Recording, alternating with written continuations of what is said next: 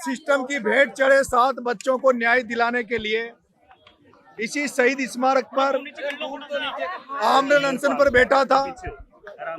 मैं सरकार से मांग कर रहा था कि सरकार ने जिस तरह से इस राजस्थान में सांप्रदायिक दंगे में मरे कन्हैया लाल को और सांप्रदायिक दंगे में मरे एक मुस्लिम समुदाय के व्यक्ति को 50-50 लाख रुपए दिए थे, उसी तरह से ये जो पिपलोदी स्कूल हादसे में जो बच्चे मरे हैं, जो 4 बच्चे भील समाज के हैं, 2 बच्चे एससी समाज के हैं, 1 बच्चा लोधा समाज का है, इन 7 बच्चों को भी सरकार 50-50 लाख का मुआवजा दे।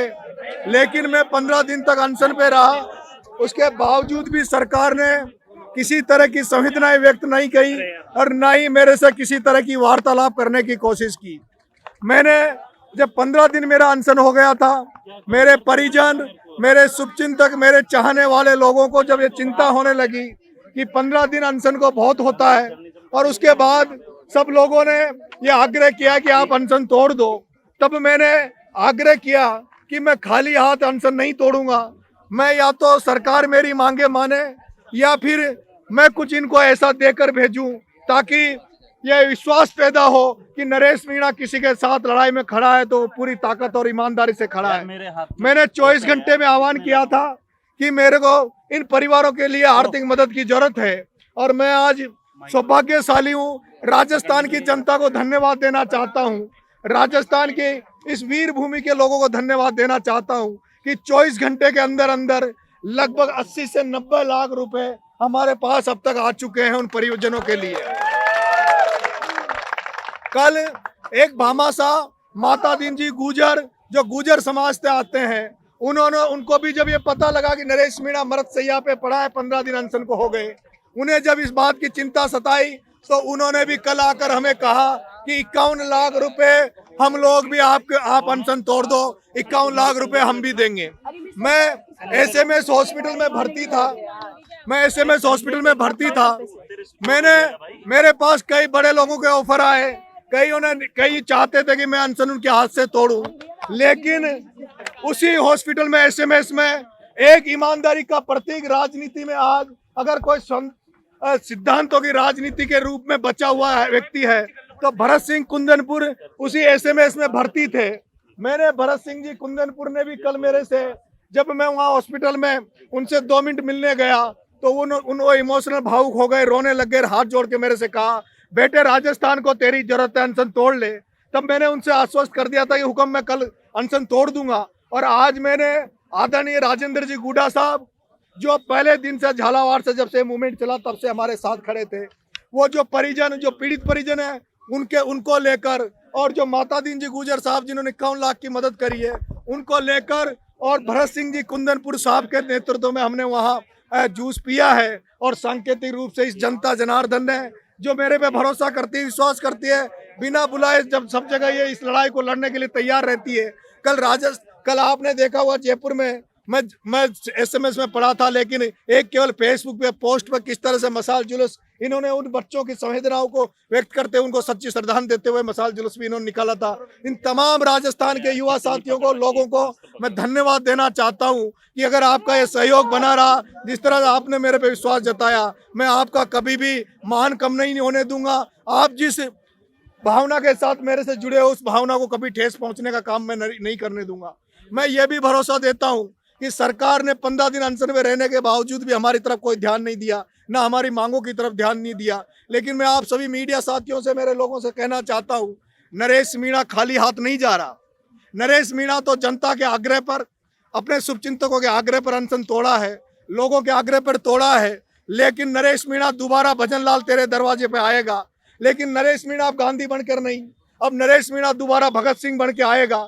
नरेश मीणा लाखों लोग लेके आएगा। और जो अधूरा न्याय अभी समरावता का बचा हुआ है, अधूरा जो न्याय समरावता के साथ हुआ है, उस अधूरे न्याय को पूरा करवाने के लिए नरेश मीणा आएगा। नरेश मीणा जो इन पीड़ित परिवारों को अभी भी अधूरा न्याय बचा हुआ है, उन न्याय दिलाने दोबारा नरेश मीणा भगत सिंह की सेना को लेकर भजन लाल के दरवाजे पर आएगा। नरेश मीणा वो जो डूंगरी बांध का आंदोलन चल रहा है, उन डूंगरी बांध वालों को लेकर भजन लाल के दरवाजे पर आएगा। नरेश मीणा कोई या तो भजनलाल सलाखों के पीछे डाल दो, नहीं तो नरेश मीणा तुम्हें चैन की नींद नहीं सोने देगा। 2.5 साल नरेश मीणा जिंदा रहा, नरेश मीणा सड़कों पर रहेगा, नरेश मीणा सड़कों पर रहेगा। नरेश मीणा 2.5 साल तक तुम्हारी नींदें हराम कर देगा, सरकार की नींदें हराम कर देगा, सरकार को घुटनों पे ला देगा। नरेश मीणा के रहते हुए किसी दलित आदिवासी पर इस राजस्थान में अत्याचार अब नरेश मीणा सहन नहीं करेगा। ये मैं आप सब लोगों से कहना चाहता हूँ। आप तमाम लोग पधारे, आपको उसके लिए बहुत बहुत धन्यवाद देना चाहता हूँ। आपने जिस तरह से मेरे इस आंदोलन में भी सहयोग किया, उससे भी आप सभी मीडिया साथियों को भी मैं तहे दिल से धन्यवाद देना चाहता हूँ। लेकिन ये लड़ाई अभी पूरी नहीं हुई है। ये जो पैसा हमारे पास आया है, इस पैसे को हम नगद रूप से इनको नहीं दे रहे हैं। अभी इन पैसों को हम नगद रूप से नहीं दे रहे हैं। हम अभी पूरे कमेटी उस गांव में जाएगी पिपलोदी। 2-4 दिन में मेरा स्वास्थ्य थोड़ा ठीक हो जाए, मैं उस गांव में जाऊंगा।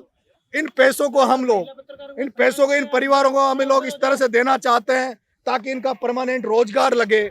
वहाँ जो लोग, क्योंकि ये आंदोलन केवल इन बच्चों को न्याय दिलाने के साथ साथ वहाँ की जनता में विश्वास पैदा करने का है। ये आंदोलन ऐसा था क्योंकि ये लोग भी उस समय यहाँ आने के लिए तैयार नहीं था। इन पर इतना दबाव रहता है। मैं जिस क्षेत्र से आता हूँ, हाड़ौती से, वहाँ इतना डर और खौफ की राजनीति की जाती है। वहाँ नेता नहीं बोलते, वहाँ बड़े बड़े एमएलए एमपी नहीं बोलते, तो आमजन क्या बोले। वो आमजन में विश्वास जताने का मेरा ये आंदोलन था और मुझे विश्वास है, भरोसा है, राजस्थान की जनता जिस तरह से इन पीड़ित परिवारों के साथ आज खड़ी हुई है, वो हाड़ौती के उन दबे कुचले लोगों में विश्वास जताएगी। उनके अंदर ये विश्वास भरेगी कि हम लोग अगर खड़े होंगे तो लोग हमारी मदद करेंगे, हमारे साथ लड़ेंगे। इसलिए ये लड़ाई उस एरिया में जागृति की है। मैं मीडिया साथियों आपसे कहना चाहता हूँ कि उदयपुर बांसवाड़ा के आदिवासी भाइयों को टीएसपी का एक अलग से वो कोटा दे रखा है। 12 बूंदी झालावाड़ में भी एक किशनगंज साबाद एक विधानसभा है, वहाँ 2 तहसीलों में शहरिया समाज को टीएसपी का इन्होंने वो दे रखा है। मैं चाहूँगा कोटा 12 बूंदी झालावाड़ में किशनगंज साबाद के अलावा भी जो शहरिया भाई हैं और जो भील समाज के भाई हैं जो एसटी में आते हैं, उन एसटी में आने वालों को भी सरकार टीएसपी में शामिल करे, क्योंकि इन कोटा 12 बूंदी झालावाड़ एरिया में एक भी भील समाज का व्यक्ति आपको नौकरी में नहीं मिलेगा, सरकारी कर्मचारी नहीं मिलेगा। इसलिए मेरा ये मिशन लंबा है। मिशन केवल आज तक सीमित नहीं है। अब मैं यहाँ से जाने के बाद वहाँ गांव-गांव जाऊंगा, इनको जागृत करूंगा और मैं सामाजिक कार्य वहाँ करने का प्रयास मैं करूंगा और इनको जगाने का काम करूंगा। बहुत बहुत धन्यवाद। राम राम। भगत सिंह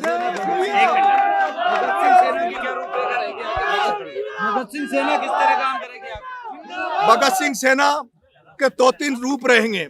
एक रहेगी भगत सिंह सेना जिसमें युवा रहेंगे, एक रहेगा भगत सिंह सेवा संगठन जिसमें हम ऐसे लोगों को रखेंगे जो सामाजिक कार्यों में परमानेंट जुड़े रहें। उन्हें हम भीड़ में नहीं बुलाएंगे, वो लोग अलग से एक रचनात्मक काम करते रहेंगे। एक हम भगत सिंह शिक्षा संगठन बनाएंगे। उस भगत सिंह शिक्षा संगठन में हम जितने भी रिटायर्ड कर्मचारी हैं, टीचर्स हैं, अध्यापक हैं, उन अध्यापकों को, प्रिंसिपल्स को उसमें भगत सिंह शिक्षा संगठन से जोड़ेंगे ताकि हम शिक्षा को लेकर जिस जो बैकवर्ड एरिया है जहाँ शिक्षा का आज भी अभाव है, उस एरिया में निःशुल्क कोचिंगें चलाएंगे, निःशुल्क शिक्षा का वो करके हम शिक्षित समाजों को शिक्षित करने का काम करेंगे।